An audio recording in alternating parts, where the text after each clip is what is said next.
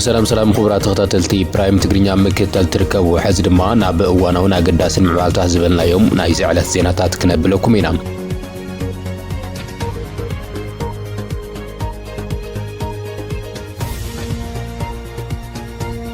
نمبل خلاي جزينا بالسودان زغنا ايتاجيتاچو ردا حيزوهم زخدو سنداتن حبرو زخد بعل سلطان بزملكت كن نغركم هنا اب كونات حد السودان عرب امارات ملختنيا بمخان نحميتي بمحجاز تفلت ايثيوبيا قلبت الى حزب السودان كسارح تفتن مهلوا بمهران استوهابر يتون علم سونا بهم كنبلوينا سراويت ኢትዮጵያን ኤርትራ ምላሽ ይብሎም ኣብቲ ምላሽ ኤርትራ ከም ሃገር ክወስድ ክጽገም የዝብል ትሕቶ ዘለዎ ኮይኑም እኹል ምድላው ጌርና ኢና ክንገጥመኩም ኢና ዝብል እውን እዩ እቲ ምላሽ በኤርትራዊት በዓል ስልጣን ፌደራል ምዃኑ እውን ኣዘራራቢ ጌርዎ ይርከብ ብሰፊሑና ባሁም ክነብሎ ኢና ስደተኛታት ኢትዮጵያን ኤርትራን ካብ ሃገራ ክወጽኡ ጎስጓስ ጀመረት ሃገር እውን ኣላ ንሓደ ዓመትን ፈረቓን ዝወሰደ ምድላው ኩናት 34 ሚሊታዊት ክዕውት ዝኻል እንትኸውን ኣስታት 40 ዝኾና ሰብ ኣልቦ ነፈርቲ እውን ኣዕኒሎም ناب زرزرو موبيلنا سبسكرايب ناغبركم زعبنا بريزيدنت سياسة فوركين مراحة حواد بفلايد ما دكتور دبرسون خلطة انكراز زبالو تزازات تحليفولهم اتي قدماي قلتو مفتحي يدليو زبالة عاب كل العفار زركبو عرسو تقراي بيس فورس يلزقوي عغلطيفهم دمسسو زبال انتخون اتي خلايد ما نحلا في بروباغاندا زخونا جيتاچو اسفا انتخون جنرال تادسنة قدماي تأزاز كفزم فقادنيا انتزي خوينوم ناشي مدفع قوسكواس كبرو لزباليو اتي سبساب كومباس ميديا حزو كمزوز حبريتا كمزملاختو نبر جزام محدار تقرأي تجيتاچو ردا مس دايركتور جنرال بهراوي أقلقلوت مرداتان دحنتن ريدوان حسين بمخان ناب سودان قنيعم زيد ما تجيتاچو ردا فلما يقعزو ناب دبو سودان زكايد خوينم حزيد ما نمبل خلاي جزي ناب السودان كخون خيللهم اي تجيتاچو ردا زكايد قعزو بني عرسو حساب فلفالينتن تخون يخون نبر اب خلتيهم قعزو مس ريدوان حسين يو كقعز خيل زلم زيد ما اتي زخون عينتنا جيتاچو منقصاص امنا يبلصقنا سب كلو على وزب الممرحي كم زلو زرخمنا يحبريتا يملخت قدمي 4 معالتين السبيل محدار سلطانو زركب منግስት ሱዳን ሕዙውን እቲ ሕድሕድ ኩናት ደው ኣይብለን ይዘሎም ኣይተ ጌታቸው ረዳ እቲ ዘካየዶ ጉዕዞ ብናይ ዓርሱ ሓሳብ ኣፈልፋሊነት እንትኸውን ይኹን እምበር ኣብ ክልቲኦም ጉዕዞ ምስ ሬድዋን ሁሴን ክጓዓዝ ኸይሉን እዚ ድማ እቲ ዝኾነ ዓይነት ናይ ጌታቸው መንግስት ኻስ ናይ ብልጽግና ሰብ ክህሉ ኣለዎ ዝብል መምርሒ ከም ዘሎ ዘረኸብና ይሕብረታ የመለኽት እቲ ሲቪላዊ መምሕዳር ብሓምዳን ዳጋሉ ዝምራሕ ኣርአይ ሰይፈውን ኣይተቐበሉን ጥራሕ ዘይኾነ ስነጽጉ ይኹን እምበር ብርክ ዝበለ ያላታ ሀገራት እውን እንተኾነ ሕድሕዳዊ ኩናት ተጠው ከብልን እንተዳ ኮይኑ ድማ ሱዳን ሲቪላዊ መንግስት ክጣይሽ ከም ዘለዎ ክምሕፀና ጸኒሐንን ተንተንቲ ፖለቲካ ቀርና አፍሪካ እቲ በመሐመድ ሐምዳን ዳጋሉ ዝመራሕ ኃይሊ ተንተንቲ ፖለቲካ ቀርና አፍሪካ እቲ በመሐመድ ሐምዳን ዳጋሉ ዝመራሕ ኃይሊ ኣብዚ ሕዝዋን ኃይሉና ተደኸም ከም ዝርከብን ነሲዕቡ ድማ መንግስት ኢትዮጵያ ኣብ ኩናት ሕድሕድ ሱዳን ናይ ዓረብ ኤምሬትስ መልእክተኛ ብምዃን ንሓሚቲ ብምሕጋዝ ትፍለጥ ኢትዮጵያ ግልብጥ ኢላ ሕዚ ምስ ሱዳን ክሰርሕ ትፍትን ከም ዘላም እናገለጽዮም መንግስት ኢትዮጵያ መስአል ቡርሃን ዘይምቀዳው ርክብ ከም ዝነብሩ ዝፍለጥ ኮይኑም ሕዚ ድማ እቲ ስልጣን ካቢዱ ስለዝወጸም ግን ድማ እቲ ምስ ሲቪላዊ ምሕደራ ክትሓብር ክንደዚ ምጉያት እቲ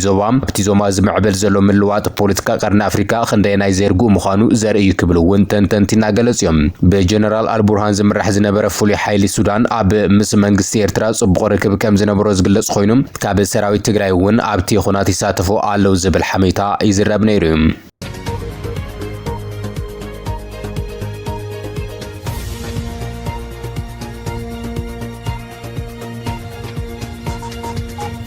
سراويت ኢትዮጵያን ኤርትራ ምላሽ ይቡ እቲ ሰራዊት ምክልኻል ከም ሚኒስተር ዝመርሓ ዘሎ አይሻ መሐመድ ኤርትራ ሃገር ኢልኻ ንኽትጽውዕ ዝጸግም ክትብል ብምግላጽ ብዛዕባ ኢትዮጵያ ክንደዚ ክዛረባ መፍታነን ዝተለመደ ባህሪ ምዃኑ ንፈልጥና ክትብልውን እታ ሚኒስተር ኤርትራ ምላሽ ይባ ቁመናን ሃልዋትን ሰራዊት ኢትዮጵያ ኣብ ዝለዓለ ብርኪ ይርከብ ክትብልውን ገሊጻ ንሳ ዋላኳ ሽምተን ከም ሃገርነት ኣፍልጦ ዘይሃብተን ቡዕሊ ኣይትጥቕስ እምበር እቲ ኣብ መበል በዓል ናጽነት ኤርትራ بريزيدنت سياسة فوركي زهابو مدرة ملسي مخانقن يقلز يزالهم هزبان بفرحي تشغوريران زنبرلن عادي عدل عبزنا خبرلو عقات عمي قديفوون ناب سدد زوز بزبل قصل نتي بريزيدنت سياسة فوركي عب مبل 34 سنبل ناسنا سيرترام بشنبل سقنا كم حد شوكيل قبل على حزبي تبع او جمو زلو خناتات نايجنكتهم مراي اي كبل ان زهابو نقفي تزملس كم زخونون بزحاتنا قلز يوم عب عرق سلام 2010 شمون تلاقواز اوروبيان كم مشارخ سلامن بلسقنان زرايون زمقوزون እውን ዝነበሩ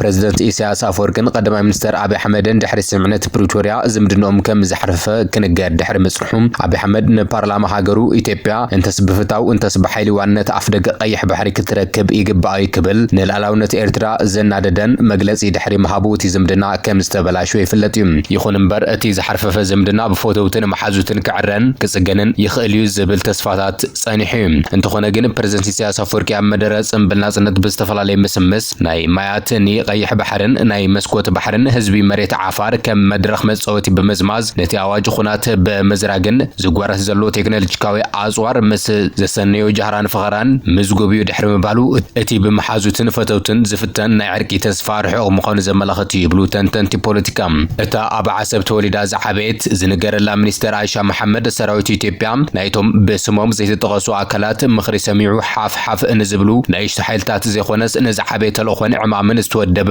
በዝለዓለ ብቕዓትን ክእለትን ዝሰልጠነ ሃገራዊ ሰራዊት ክትብል ትገልጽ ዘላ ፕሬዝደንት ኢሳያስ ግን ምስ ብልጽግና ተፈጢሩ ዝነበረ ናይ ምትሕጋዝ ተስፋ በኒኑ ድሕሪ ምባሉ ኣብ ሰሙኑ እዩ። ኣብ ዝሓለፈ 24 ጉንቦት ፕሬዝደንት ኢሳያስ አፈወርቂ ስርዓት ብልጽግና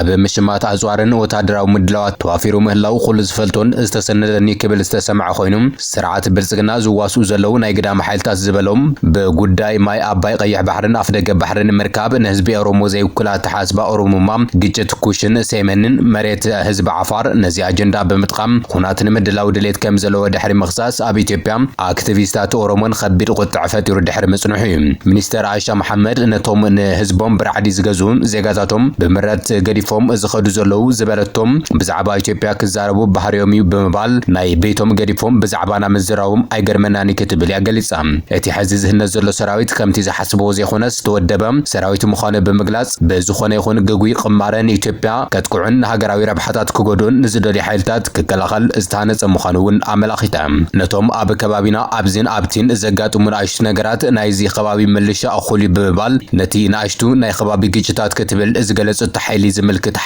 ዝምክት ሓይሊ ምልሻ የሰልጥኑ ከም ዘለውን የዳልው ከም ዘለውን ይሓቢራ። እቲ ዘሎ ኩነታት እቲ ዓለም ለኻዊ ተሪኦ ንባዕሉ ዝጠልቦ ምድላዋት ስለ ዘለው ቅድሚ ሕዚ ዘይነበሩ መዋቕርታት ከም ዝተፈጠሩ ገሊጻ። ይኹን እምበር ኣብ ዝሓለፈ ዓመታት ኣብቲ ሰራዊት ተካይዶም ዝበለቶም ናይ ተሃድሶ ጻዕርታት ብንጹር ኣይገለጸቶም እያ። ሓይሊ ባሕሪ ፍሉይ ስርሒታት ሳይበራዊ ድሕነት ዘጠቓለሉ ምዃኖም እውን ወሲኻ ገሊጻ። እቲ ኣብ ክልላት ኣምሓራን ኦሮምያን ተጸሚዱ ናይ ዓርሱ ዜጋታት ብድሮን ከም ዝጭፍጭፍ ብኣሜሪካ እውን ዝተኣመነሉ ሰራዊት ትመርሕ ዘላ እታ ሚኒስተር ኣብ ኤርትራ ተወሊዳ ዝዓበየት ከም ዝኾነ ይንገር እዩ። ኣብ ኩሉ ከባብታት ኢትዮጵያ ሰላምን መረጋዕን ዝረኣየሎም ህዝቢ ተረጋጊዑ ኣብ ልምዓታዊ ስራሕ ተወፊሩ ከም ዘለዎ እውን ገሊጻ እያ። ህላው ሓይልታት ፋኖን ሰራዊት ሓርነት ኦሮሞ ክንደቲ ዝበሃል ኣይኾነን ብምባል ንሰራዊት ምክልኻል ስጋት ዝፈጥር ወይ ድማ ህዝቢ ካብ ሰላማዊ ናብሩ ዘተዓናቅፍ ዝንጽልን ከም ዝኾነ ጥርሓ ጠቒሳ።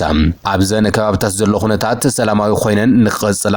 ምልሻታት ሓይልታት ጸጥታ ናይተን ክልላት ስልጠና ይወሃብ ከም ዘለዎ እውን ኣልዒላ እያ። ሰራዊት ምክልኻል ኣብ ልዕሊ ንጹሃን ሰላማውያን ሰባታት ወሲዶም ዝተባሃልዎ ስጉምታት ብዝመልከት ዝተሓተተታ ሚኒስተር ናይ ነጋዶ ፖለቲካ ናይ ፕሮፓጋንዳ ሚድያ ክትብል እውን ነጺጋቱ። እታ ሚኒስተር ኣብ ዝካየዱ መስራሓት ምዕቃብ ሰላም ሰባት ኣይጋገዩን ምባል ኣይከኣልን ክትብል ዝገለጸት ኮይና እቲ ዝኸውን ነገር ንፈልጦ ኢና ክትብል እውን ወሲኻ ገሊጻ። እቲ ብኣንጻሩ ዘሎ ሓይሊ እውን ኣብ መንጎ ህዝቢ ተሓቢኡ ንህዝቢ መሲሉ ኣብ ህዝቢ ፈሊኻ ስጉምቲ ንምውሳድ ዝጸግም ስለ ዝኽተል እዩ ገለ ክፍጸሙ ዝኽእሉ ጌጋታት ክህልው ይኽእሉ እዮም ክትብል እቲ መንግስቲ ኢትዮጵያ ኣብ ልዕሊ ዜጋታቱ ዝፍጽሞ ዘሎ መጥቃዕቲ ብግላጭ ኣሚናቱሉላ። ኮሚሽን ሰብኣዊ መሰል ኢትዮጵያ ዓለም ለኻዊ ተጠባቓይ ሰብኣዊ መሰላትን ኣብ ኩናት ብሓይልታት ጸጥታ መንግስቲ ኣብ ልዕሊ ንጹሃን ሰባት ዝፍጸም ቅትለት ብዝመልከት ብተደጋጋሚ ጸብጻባት ከውጹ ምጽንሖም ይፍለጥ እዩ። ኢሰመኮ ኣብ ጥሪ ኣብ ዘውጽኦ ጸብጻብ ኣብ ክልላት ኣምሓራን ኦሮምያን ኢደ ወነናዊ ቅትለት ብዘሸቐል ኩነታት ይቕጽል ከም ዘሎ እውን ኣመልኪቱ ምንባሩ ይፍለጥ እዩ።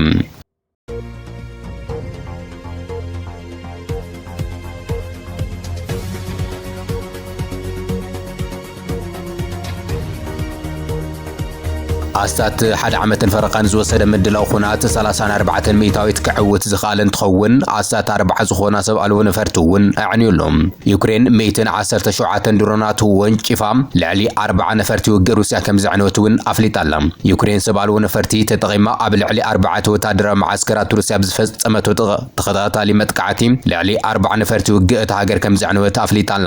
ምስ ሩስያ ኣብ ዝካየድ ዘሎ ኩናት እቲ ዝዓበየ ዝበለቱ ናይ ነዊሕ ርሕቀት መጥቃዕቲ ትማሊ ሰንበት بعوت كم زفصمت ما ገሊጻ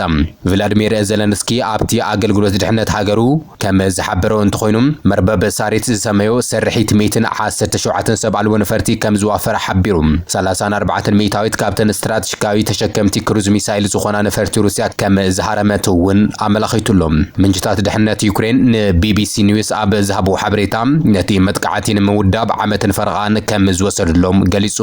ሩስያ ኣብ 5 ዞባታት መጥቃዕቲ ከም ዝፈጸመት ብምርጋጽ ሽበራዊ ተግባር ክትብል ኾኒናቶም እቲ መጥቃዕቲ ዝተኻየደ ተደራደርቲ ሩስያ ዩክሬንን ነቲ ሎምሶኒ ንኻልኣይ ዙር ዝቕጽል ዝርብ ሰላም ናብ ኢስታንቡል ቱርኪ ኣብ ዘምርሕሉ ዘሎ እዋን እዩ ፕሬዝደንት ሩስያ ቭላድሚር ፑቲን ኣብ ለካቲት 2022 ኣብ ልዕሊ ዩክሬን ሙሉእ ወራር ከም ዝኸፈተ ይዝከር እዩ ኣብዚ ሕዚ እዋን ሞስኮ ኣስታት 20 ሚታዊት መሬት ዩክሬን ትቆጻጸር እያ ዘላ እዚ ድማ ነቲ ኣብ 2014 ናብ ግዛት ዝሓወሰታ ሓውስ ደሴት ግዛታ ክሬምያ እውን ሓዊሱ ፕሬዝደንት ኣሜሪካ ትራምፕ ነዚ ጦርነት ኣብ ሓደ መዓልቲ ተጠው ከብሎ ኢሉ እኳ እንተነበረ ኣይኾነሉን ግን ኮታስ ንፑቲን ዕቡድ ድሕሪ ምባሉ ክሬምሊን ንትራምፕ ስምዒታዊ ክትብል መሊሳትሉ ነይራ ምንጭታት ኣገልግሎት ድሕነት ዩክሬን ኤስቢ ቢቢሲ ኒውስ ኣብ ዝሃቡ ሓበሬታ ኣብቲ ናይ ሰንበት መጥቃዕቲ ካብ ዕንፀይቲ ኣብ ዝተሰርሑ ተንቀሳቐስቲ ባሎናት ዝተሓበ ሰብኣልዎ ነፈርቲ ብርሑቕ ቁፅፅር ኣብ ዝተገበረን ዓበይቲ መኻይን ጽዕነት ተዓሽገን ናብ መደብራት ኣየር ከም ዝተጓዓዛ ድሕሪኡ ድማ ኣብ ልክዕ ሰዓተን ከም ዝተኮሰለን ኣረድዮም ዘለንስኪ ብሰንበት ኣጋምሸት ኣብ ማሕበራዊ መራኸብታት ኣብ ዘርግሑ ሓያሉ ጽሑፋት ከም ዘመላኽቱ እንትኾይኑ ንሓላፊ ኣገልግሎት ድሕነት ሃገሩ ቫሲል ማኪያቫ ንፍጹም ብሉጽን ውጽኢት ናይቲ ሰርሒት እንኳዕ ሕጉሰካ ክብል ገሊጹ እተን ዝተወንጨፋ 117 ድሮናት ንብስ ወከፈን ናይ ገዛ ርእሰን ፓይለት ከም ዝነበረን ድማ ሓቢሩ እቲ ኣዝዩ ዝምስጥ ነገር ድማ ቤት ዕዮ ናይተን ኣብ መሬት ሩስያ ዘካየደቶ ሰርሒት ኣብ ሓደ ኣብ ዞባታት ኣብ ጥቓ ፌደራል ኣገልግሎት ድሕነት ሩስያ መንባሩ እዩ ክብል ገሊጹ ፕሬዝደንት ዘለንስኪ ኤፍሲቢ ሓያል መንግስታዊ ኣገልግሎት ጸጥታ ሩስያ ምዃኑ ይፍለጥ እዩ ዘለንስኪ ብተወሳኺ ኩሎም ኣብቲ ሰርሒት ዝተሳተፉ ሰባት ቅድሚ እቲ መጥቃዕቲ ካብ ሩስያ ብሰላም ክወጹ ከም ዝተገበረ እውን ገሊጹ ከም ዝሕብሮ እንትኾይኑ ኣብ ስትራቴጂካዊ አቪዬሽን ሩስያ ዝወረደ ዕንወት ኣስታት $7 ቢልዮን ይግመት ክብል እንከሎ ኣብ ቀረባ እዋን ተወሳኺ ዝርዝር ሓበሬታ ከም ዝህብ እውን ገሊጹ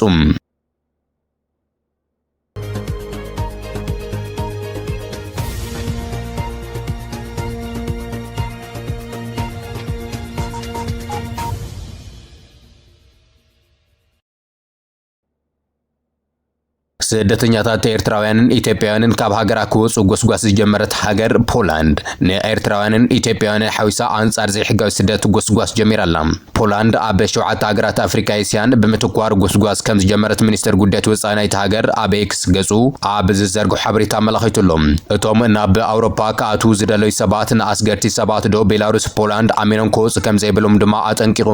ነቲ ተበግሶ ንመጀመርያ ግዜ ኣብ ሚያዝያ እኳ እንተኣወጀቶ ብመንግስቲ ቤላሩስ ኣቢሉ ናብ ፖላንድ ዝኣቱ ስደተኛታት ብበዝሒ ናይ ኣየኖት ሃገራት ምዃኖም ብዝርዝር ዝገልጽ ዘሎ ግን ኣብ ዝሕዚ እዋን እዩ እተን ብበዝሒ ስደተኛታት ከም ዝለኻ ዝተለለያ 7 ሃገራት ካብ ኣፍሪካ ኤርትራ ኢትዮጵያ ሶማልያ ግብጺ ክኾና እንከለዋ ካብ ኤስያ ድማ ኣፍጋኒስታን ኢራቅን ፓኪስታንን ከም ዝኾና እቲ ሓበሬታ ኣመላኺቱ ሚኒስትር ጉዳያት ወጻኢ ፖላንድ ራውሲዲ ኦሪስኪዮ ኣብ ማሕበራዊ መራኸብታት ኣብ ዘርግሑ መልእኽቲ